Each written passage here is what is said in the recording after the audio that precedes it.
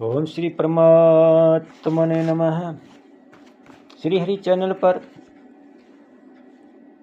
सब ऋषि मुनियों के चरणों में नमस्कार प्रणाम करता हूँ। सब संतजनों के चरणों में प्रणाम करता हूँ। सभी मेरे इस भारत देश वासियों के प्रणाम एवं स्वागत करता हूँ। इस वीडियो को आप अंत तक सुने। मैं मेरे देश भारत को बारंबार नमस्कार करता हुआ इस वीडियो को सुनने वाले मेरे देश के हर कोने में घरों में बैठी माताएं के चरणों में मैं चरण स्पर्श कराऊं। बहनें और भाइयों को प्यार नमस्कार राम राम। ये वीडियो श्री कृष्ण अर्जुन संवाद का है।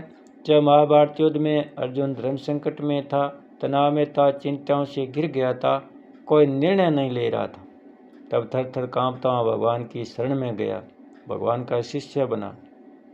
तब भगवान ने गीता का उपदेश दिया, धर्म संकट से बाहर निकाला और अंत में विजय श्री का ताज पहना।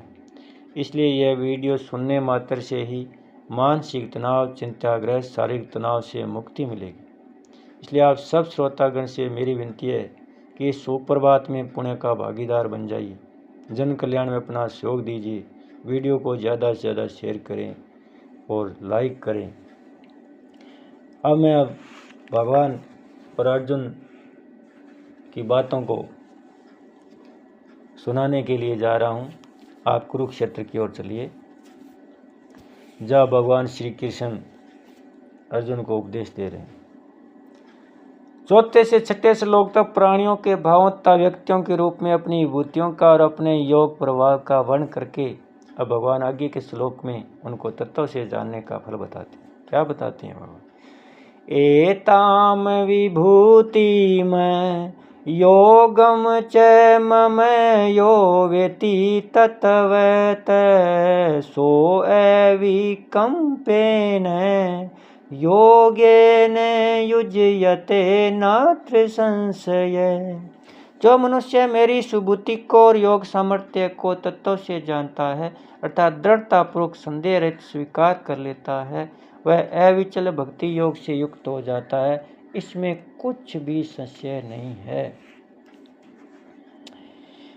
एता विभूतिम योग च मम एताम सर्वनाम अत्यंत समीप का लक्ष्य कराता है। या यह शब्द चौथे से छठे श्लोक तक कई विभूति और योग का लक्ष्य कराता है।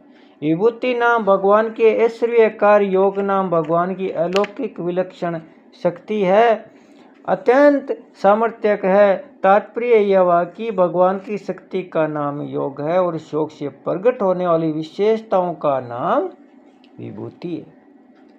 चौथे छठे श्लोक तक कई भाव और व्यक्ति के रूप में जितनी विभूतियां आवे तो भगवान के सामर्थ्य से, प्रभाव से प्रकट हुई विशेषताएं और मेरे से पैदा होती हैं। मत है मानस आ जाता, यह भगवान का योग है, प्रभाव है।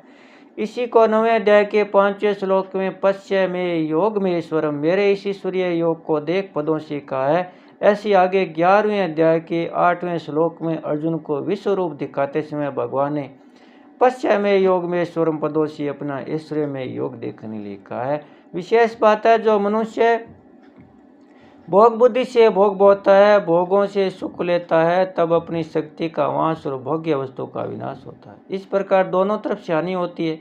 परंतु जब वह भोगों को भोग बुद्धि से नहीं भोगता, अर्थात उसके भीतर भोग भोगने किंचन मात्र भी लालसा उत्पन्न नहीं होती, तब उसकी शक्ति का वांस नहीं होता, उसकी शक्ति सामर्थ्य निरंतर बनी रहती।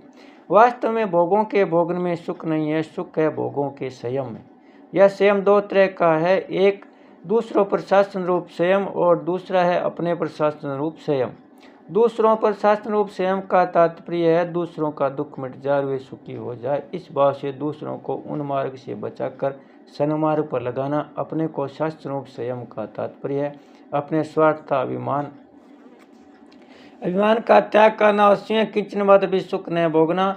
इन्हीं दोनों संयमों का नाम योग अथवा प्रभाव है। ऐसा योग अथवा प्रभाव सर्वोपरि परमात्मा में स्वतः स्वाभाविक होता है, दूसरों में यह साधन साध्य होता है। स्वार्थ और अभिमान पूर्वक दूसरों पर शासन करने से, अपना हुक्म चलाने से दूसरा उसमें हो जाता है, तो शासन करने वाले को एक सुख होता है। इस सुख में शासक की शक्ति सामर्थ्य क्षीण हो जाती है और जिस पर वह शासन करता है वह पराधीन हो जाता है। इसलिए स्वार्थ और अभिमान पूर्वक दूसरों पर शासन करने की अपेक्षा स्वार्थ और अभिमान का श्रोता त्याग करके दूसरों हित हो। मनुष्य नश्वर भोगों में न फंसे। मनुष्य अनादिकाल से अनंत दुखों को भोगते आए हैं, अतः वे सदा के लिए इन दुखों से छूटकर महान आनंद को प्राप्त हो जाए। ऐसी बुद्धि से दूसरों पर शासन करना बहुत श्रेष्ठ और विलक्षण शासन स्वयं है। इस शासन की आखिरी अध्याय भगवान का शासन अर्थात स्वयं, इसी का नाम योग है। योग नाम समता, संबंध और सामर्थ्य का है। जो स्तर परमात्म तत्व है उसी की अपार सामर्थ्य आती है, कारण कि वह निर्विकार परमात्म तत्व महान सामर्थ्य शक्तिशाली है। उसके समान सामर्थ्य किसी में हुई नहीं, होगी नहीं और हो सकती भी नहीं। मनुष्य में आंशिक रूप से वह सामर्थ्य निष्काम होने से आती है, कारण कि कामना होने से शक्ति का क्षय होता है और निष्काम होने से शक्ति का संचय होता है। आदमी काम करते करते थक जाता है तो विश्राम करने से फिर काम करने की शक्ति आ जाती है। बोलते बोलते थक जाए, चुप होने से फिर बोलने की शक्ति आ जाती है। जीते जीते आदमी मर जाता है तो फिर जीने की शक्ति आ जाती है। स्वर्ग में शक्ति क्षीण होती है और प्रलय में शक्ति का संचय होता है। तात्पर्य यह कि प्रकृति के संबंध से शक्ति क्षीण होती है, उससे संबंध विच्छेद होने और महान शक्ति आ जाती है। यो यति तत्वतः विभूति और योगों को तत्व से जानने का तात्पर्य संसार में कारण रूप से मेरा जो कुछ प्रभाव सामर्थ्य है और उसमें कार्य रूप में प्रकट होने वाली जितनी विशेषताएं अर्थात वस्तु व्यक्ति आदि में जो कुछ विशेषता दिखने में आती है, प्राणियों के अंतःकरण में प्रकट होने वाले जितने भाव है और प्रभावशाली व्यक्तियों में ज्ञान दृष्टि से, विवेक दृष्टि से, संसार की उत्पत्ति और संचालन की दृष्टि से जो कुल विलक्षणता है, उन सब में मूल में मैं हूँ और मैं ही सबका आदि हूँ। इस प्रकार जो मेरे को समझ लेता है तत्व से ठीक